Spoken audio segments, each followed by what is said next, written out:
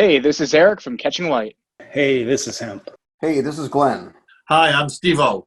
Hey, this is Drew Hines with Hindsight Imagery. This is Matt Callahan at Digimatty Photographic Services. Hey, this is Jason, and welcome to Tales from the Pit.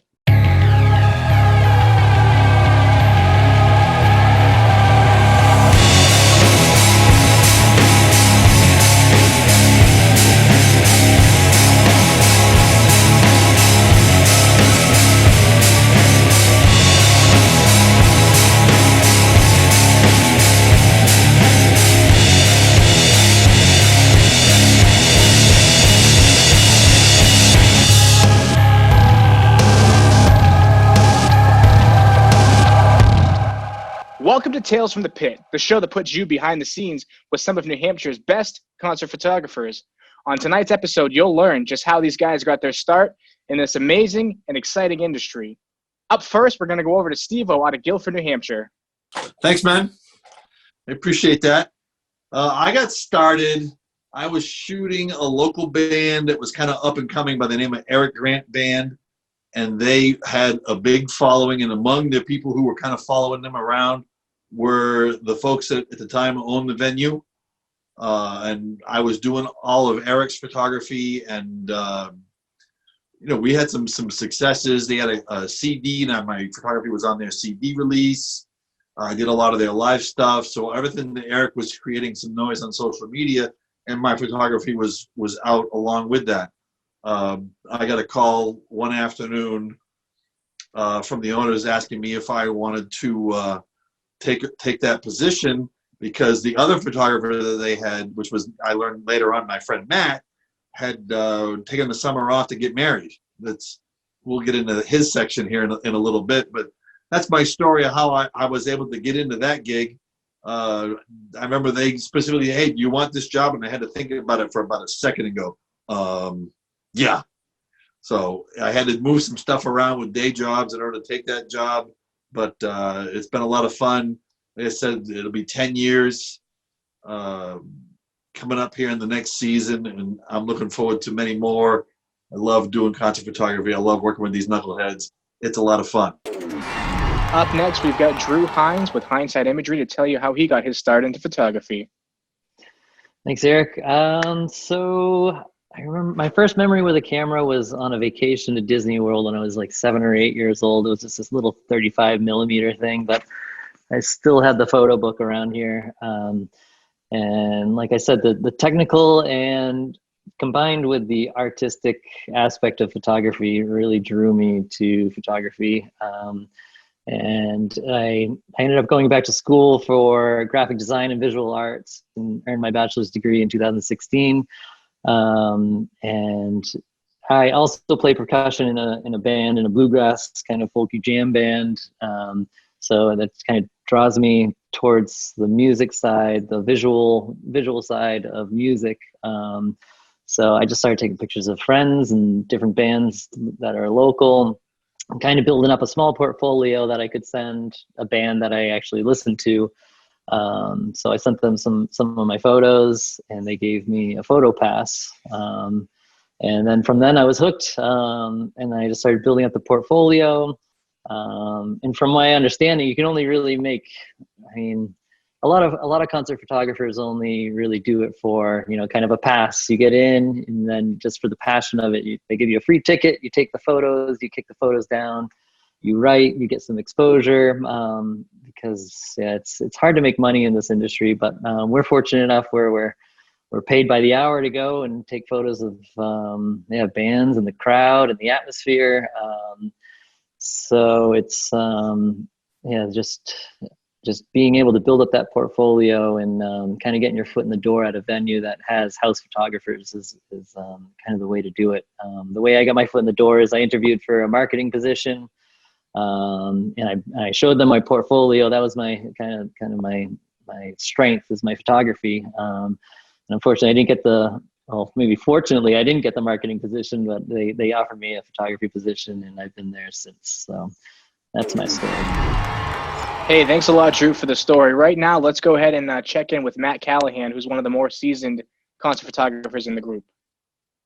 How you guys doing? Yeah, I've been in the business for a long time. I got my first camera when I was like 8 years old, and took pictures in school and the yearbook and all that. And later in high school, I took, developing classes of the dark room, which some digital people don't know anything about that kind of stuff. And then I took some night photography courses, which intrigued me and made me want to pursue more like low light photography. And I got into taking pictures of my brother's friends' bands locally in Manchester and in the surrounding southern New Hampshire area. And I slowly made my way up to central New Hampshire, and I was looking to do more photography because I had come to a point where I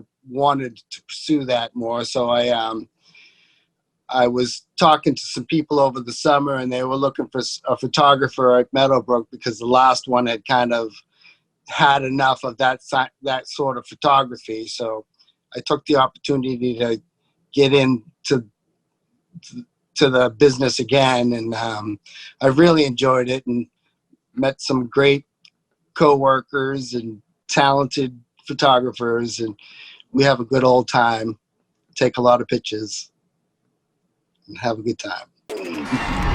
Awesome. Thanks so much, Matt. That's really cool to hear, buddy.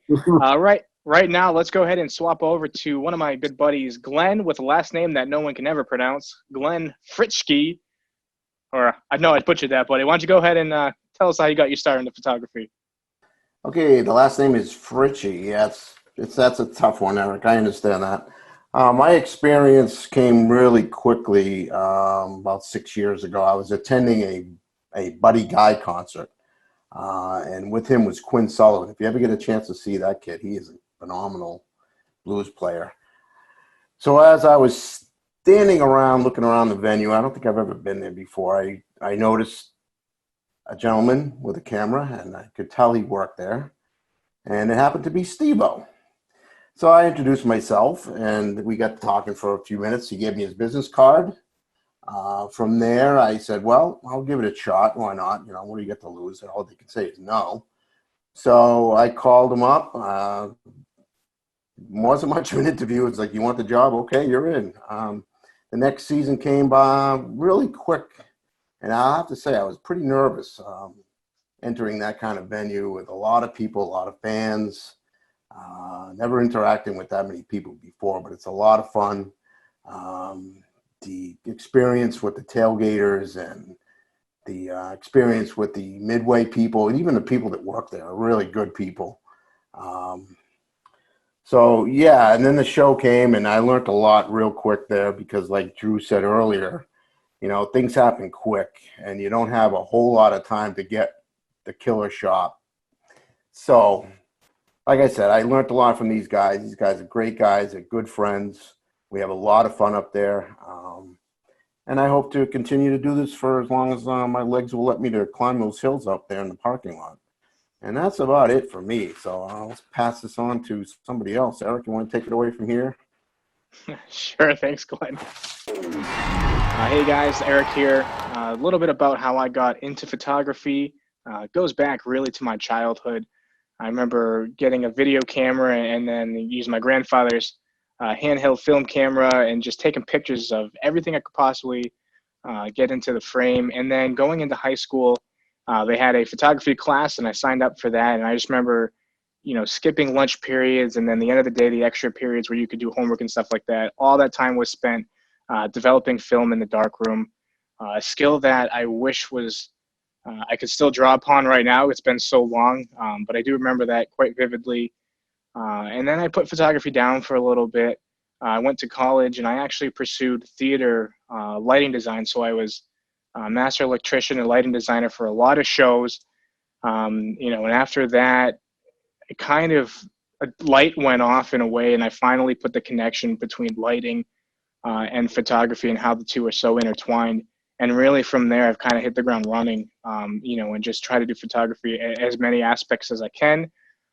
Glenn, who you met earlier, he actually called me up and said, hey, I know you're into photography. There's this really cool opportunity you might be interested in. And I followed his lead on that, and that's kind of how I got my foot in the door into concert photography. And I still to this day, I still have the passion of, show night, walking into a venue, you get a photo pass and you're like, all right, cool, tonight's the night.